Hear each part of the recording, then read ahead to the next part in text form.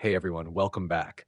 Today I'm going to show you the fastest and easiest way to link your Facebook business page to your Instagram account. Step 1, open Facebook and go to your Facebook page.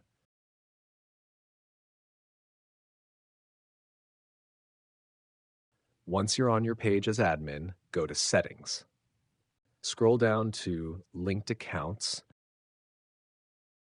and click Instagram. Click Connect Account. Allow Instagram messaging access and hit Confirm. Log into your Instagram account when prompted. If needed, switch accounts to log in with the correct Instagram. Once logged in, just hit Continue, and you'll see a connected notification. Now your Facebook page and Instagram are linked. You can also manage roles and permissions if you want. And that's it, super simple. If you found this video helpful, don't forget to like, comment, and maybe even subscribe. Thanks for watching, and I'll see you in the next one.